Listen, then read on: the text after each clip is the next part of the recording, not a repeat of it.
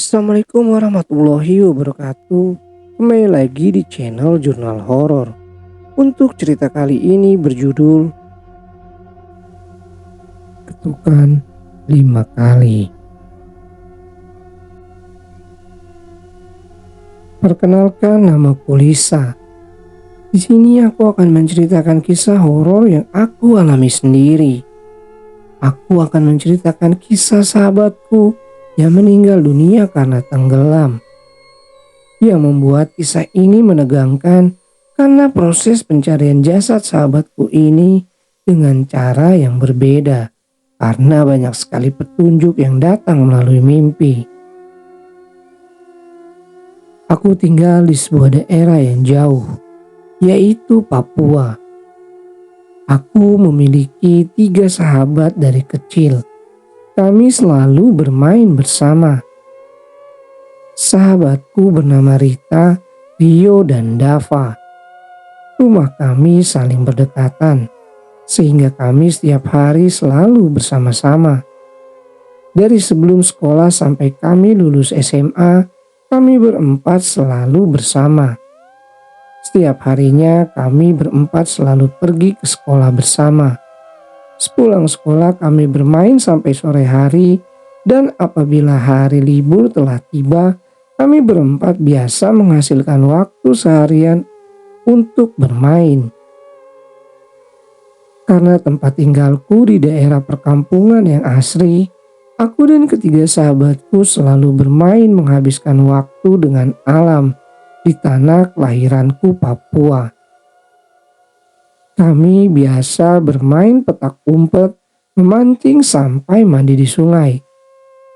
Sungai di daerahku masih sangat bersih, airnya jernih, sejuk dan dingin. Suasana di kampungku sangat bisa menghipnotis wisatawan yang datang berkunjung. Karena keindahan alamnya yang sudah tidak bisa diragukan lagi. Suatu hari kami berempat berencana akan memancing ikan di sungai yang sangat terkenal luas.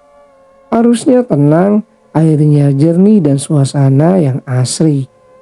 Di sungai tersebut banyak sekali ikan, dan apabila kita beruntung, pengunjung yang datang ke sungai itu bisa melihat burung bangau sedang menangkap ikan di sungai.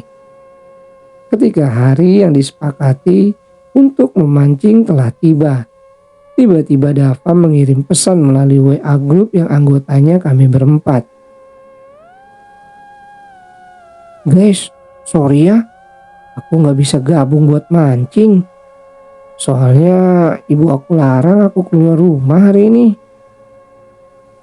Rio pun membalas WA grup dari Dava. "Oh, oke Dav."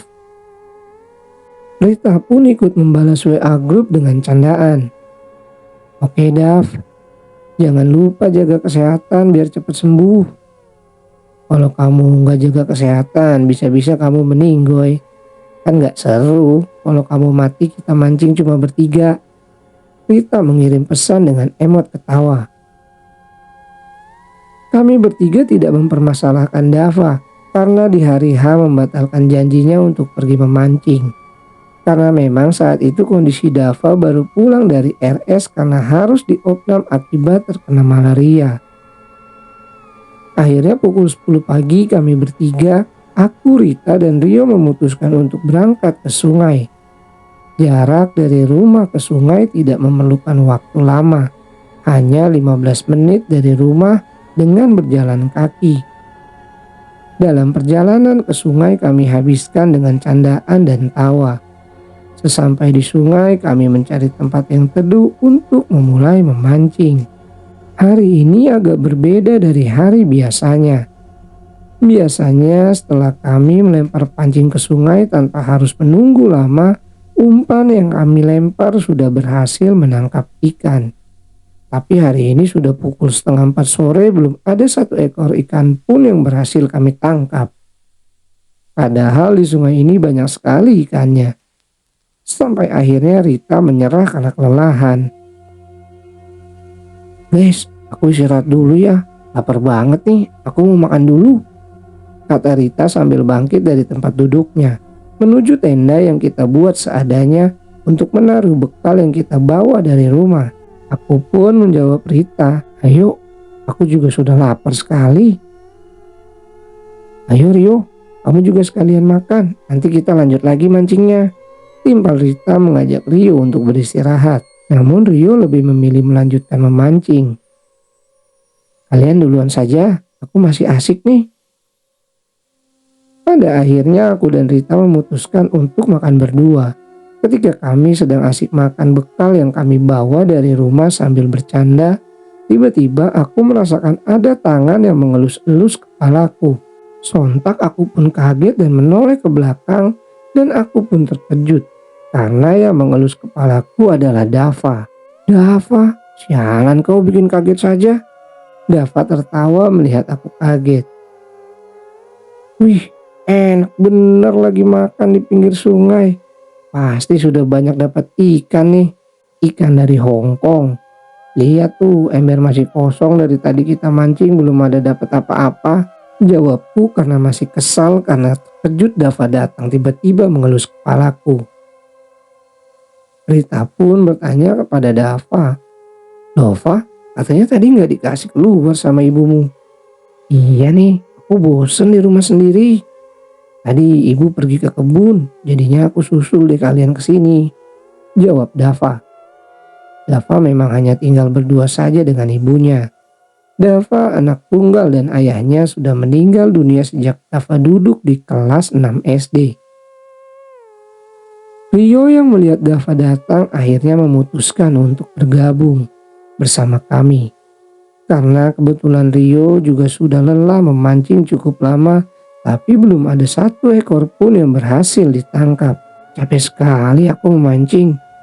Tumben sekali sudah berjam-jam lepas umpan belum ada satu ekor pun yang didapat," kata Rio sambil kesal. "Ayo, kamu makan aja dulu yo, biar ada tenaga lagi buat mancing," timpal Rita.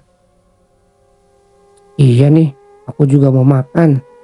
Habis makan kita main yang lain yuk.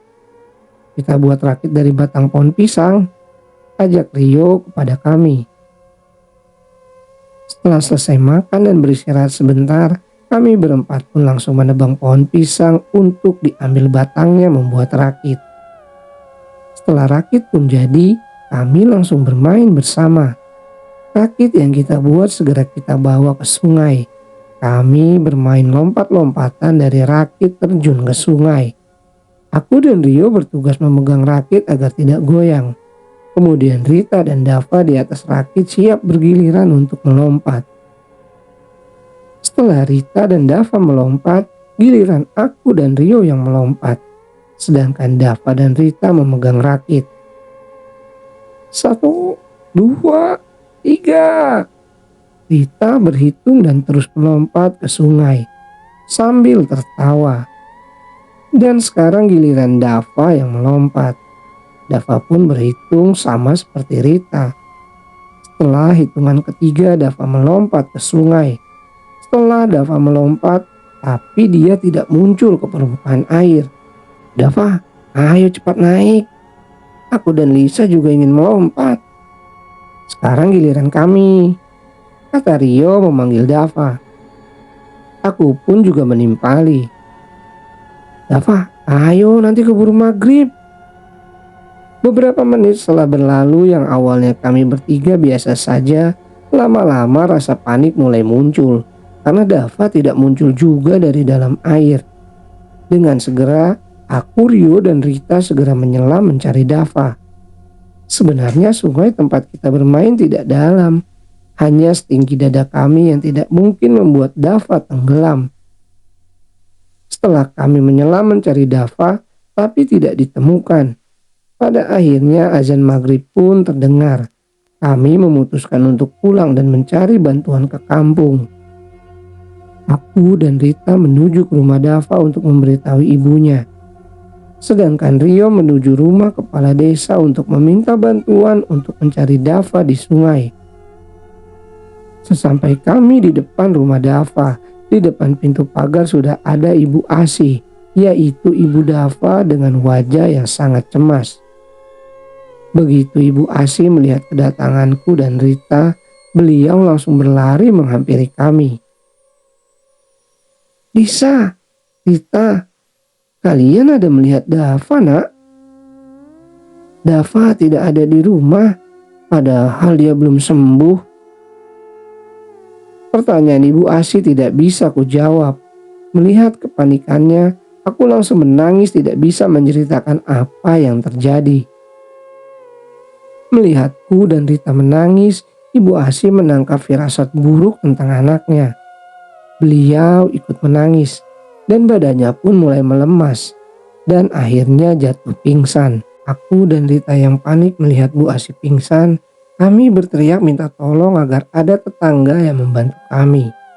Kebetulan saat itu Pak Sumar yang kebetulan rumahnya berada di samping rumah Dava keluar mendengar teriakanku dan Rita. "Astaga, ada apa ini, Nak? Bu Asi kenapa?" kata Pak Sumar sambil mengangkat Bu Asi masuk ke dalam rumah. Setelah Bu Asi dibaringkan di sofa ruang tamu rumah, kemudian Rita menceritakan semua yang terjadi di sungai sambil menangis.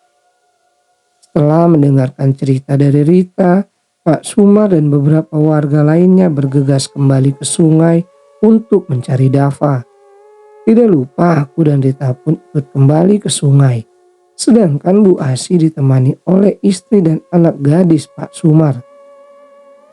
Sesampainya kami di sungai, di sana sudah ada Rio, Bapak Kepala Desa dan warga yang lain untuk ikut membantu pencarian Dava. Di sungai ramai sekali warga untuk mencari Dava. Jam sudah menunjukkan pukul 9 malam. Aku, Rita, Rio dan semua warga masih mencari Dava di sungai. Pada akhirnya, Bapak Kepala Desa meminta aku, Rita dan Rio untuk pulang karena kondisinya kami bertiga masih dalam keadaan basah kuyup. Kami pun pulang diantar dengan beberapa warga dan pencarian Dava tetap terus dilanjutkan. Sesampainya aku di rumah, di depan teras rumahku sudah terlihat ayah dan ibuku mondar-mandir, khawatir karena sudah malam aku belum pulang. Dan betapa terkejutnya mereka melihatku pulang dengan keadaan basah kuyup. "Apa yang terjadi, Pak?" tanya ayahku pada bapak-bapak yang mengantarku pulang. "Sebaiknya Lisa disuruh istirahat dulu, Pak. Nanti bisa masuk angin," jawab salah satu bapak-bapak itu. Ibuku langsung merangkulku mengajak aku masuk ke dalam rumah untuk ganti baju dan beristirahat. Sedangkan ayahku berbicara dengan warga yang mengantar aku pulang. Di dalam kamar, aku hanya menangis mengingat bagaimana keadaan Dava. Tiba-tiba pintu kamarku diketuk. Ayah dan ibuku masuk ke dalam kamarku dan duduk di samping ranjangku. "Yang sabar ya, Nak. Kita doakan Dava supaya Dava bisa cepat ditemukan dengan keadaan selamat," kata ibuku sambil memelukku. "Ayah sudah meminta bantuan teman ayah di Basarnas untuk mencari Dava, Nak. Besok pagi-pagi sekali mereka akan mulai pencariannya," sambung ayahku sambil mengelus kepalaku. Ayah dan ibuku seorang tenaga medis. Tidak jarang pula mereka mengikuti kegiatan sosial untuk membantu masyarakat. Pagi pun telah tiba. Pencarian Dava sudah dimulai sejak pukul 7 pagi. Dari tim Basarnas, polisi dan tentara ikut serta dalam pencarian Dava. Tidak luput seluruh warga juga ikut dalam pencarian. Pukul sudah menunjukkan jam 9 malam. Belum ada tanda-tanda ditemukannya Dava. Kepanikan semakin menjadi karena kemungkinan harapan Dava untuk ditemukan dalam keadaan hidup sangat kecil. Aku dan Rita tidak henti-hentinya menangis. Kami selalu berdoa agar Dava segera ditemukan dengan keadaan yang selamat. Pencarian sudah masuk di hari kedua. Tanda-tanda Dava ditemukan pun belum ada. Ibuku melarangku ke sungai untuk mencari Dava karena memang keadaanku yang sudah mulai kurang sehat karena kelelahan. Pada saat di kamar aku sedang terlelap tidur karena habis minum obat, aku pun bermimpi. Di dalam mimpiku, aku mendengar suara ketukan pintu sebanyak 5 kali. Kemudian hening beberapa saat dan terdengar lagi ketukan pintu yang sama sebanyak 5 kali. 5 hari sudah berlalu, pencarian Dava terus dilakukan. Dan mimpi ketukan pintu pun masih terus berulang. Yang anehnya setiap aku bermimpi, keadaan mimpi yang aku alami selalu sama. Mulai dari tempat sampai jam dinding yang berada dalam mimpiku sama. Pada hari kelima saat aku bermimpi yang sama di dalam mimpi, aku beranikan diri untuk melihat ke jendela untuk memastikan siapa yang mengetuk pintu setiap hari. Dan betapa terkejutnya aku ketika membuka tirai jendelaku dan mengintip ke arah pintu yang diketuk. Di depan pintu sudah berdiri dengan kaku sosok Dava yang mengetuk pintu dengan tatapan kosong. Di dalam mimpi, aku memanggil nama Dava sambil menangis. Sayup-sayup aku mendengar Dava berkata, "Tolong bantalku." Aku pun terjaga karena ibuku membangunkanku karena harus pergi ke kampus.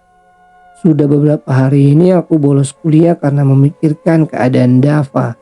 Dan selain itu juga memang keadaanku yang kurang sehat. Sesampainya aku di kampus, aku langsung masuk ke kelas dan di sana sudah ada Rio dan Rita duduk sambil bercerita. Aku pun langsung bergabung dengan mereka. Sambil menunggu dosenku datang, aku menceritakan mimpiku yang kualami selama 5 hari berturut-turut ini kepada Rio dan Rita. Dan betapa terkejutnya mereka karena mimpi yang aku ceritakan kepada mereka sama persis yang mereka alami selama ini juga. Rita dan Rio mengalami mimpi yang sama persis denganku selama 5 hari ini. Dan sama sepertiku juga, pada mimpi yang kelima mereka berdua memberanikan diri untuk melihat siapa yang mengetuk pintu sebanyak 5 kali itu. Betapa terkejutnya mereka. Sosok yang mengetuk pintu adalah Dava, dan apa yang diucapkan pun sama. "Tolong bantalku." Kami pun sepakat setelah selesai mata kuliah berakhir akan ke rumah Dava untuk menceritakan mimpi kami pada Bu Asih. Sesampainya kami di rumah Bu Asih, kami langsung dipeluk oleh Bu Asih karena memang kami berempat sudah seperti saudara sendiri. Di dalam pelukan Bu Asih, aku, Rio, dan Rita menangis jadi-jadinya sampai suara tangisan kami terdengar oleh tetangga sekitar. Tetangga yang mendengar suara tangisan kami datang untuk menenangkan kami. Setelah keadaan sudah mulai kondusif, kami bertiga menceritakan mimpi yang kami alami kepada Bu Asih. Setelah mendengarkan cerita kami, Bu Asih berlari menuju kamar Dava untuk mengambil bantal kesayangan Dava. Bu Asih meminta kami untuk pergi ke sungai untuk membantu pencarian Dava. Sedangkan beliau ditemani Pak Sumar pergi membawa bantal Dava ke rumah Mbah Sinin. Di kampungku Mbah Sinin memang terkenal orang yang mempunyai ilmu berkomunikasi dengan dunia lain.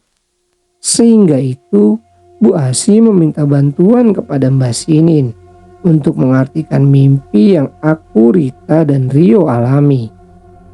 Singkat cerita, aku dan kedua sahabatku sudah berada di sungai. Kami berdoa bersama agar Dava bisa ditemukan. Pukul sudah menunjukkan jam 5 sore. Ketika aku dan Rita ingin kembali pulang, tiba-tiba Bu Asih datang sambil membawa bantal milik Dava. "Katakan, di mana tempat anakku tenggelam terakhir kalinya?" teriak Bu Asih kepada Rio sambil mendorong-dorong tubuh Rio. Pak Sumar berusaha menenangkan Bu Asih. "Bu, tenang dulu, biar saya saja yang menjelaskannya." Bu Asih pun menyerahkan bantal milik Dava ke Pak Sumar. Sedangkan Bu Asih dibawa ke posko untuk menenangkan diri. "Begini nak, tadi Mbak Sinin meminta bantal Dava. Diletakkan di tempat terakhir Dava tenggelam, kata Pak Sumar menyampaikan pesan Mbah Sinin. Akhirnya Rio dan Pak Sumar berjalan menuju sungai, di mana tempat terakhir kali Dava melompat dari rakit. Begitu sampai di tempat tujuan, Pak Sumar meletakkan bantal milik Dava di atas air. Betapa terkejutnya warga yang melihat. Begitu bantal diletakkan di atas air, bantal tersebut langsung tenggelam seperti tersedot ke dalam air. Setelah bantal itu tenggelam, muncul gelembung-gelembung dari dalam air. Rio, Pak Sumar dan beberapa warga yang ada di dalam sungai mulai menyingkir karena gelembung yang keluar dari dalam sungai mulai banyak. Dan tiba-tiba jasad Dava perlahan-lahan muncul ke permukaan sungai. Betapa terkejutnya kami dan para warga yang menyaksikan hal tersebut. Jasad Dava muncul dengan keadaan utuh dan tidak berbau, padahal sudah berada 5 hari di dalam air sungai. Akhirnya jasad Dava dievakuasi dan dibawa ke rumah duka untuk disemayamkan. Akhirnya Dava bisa disemayamkan dengan layak dan beristirahat dengan tenang.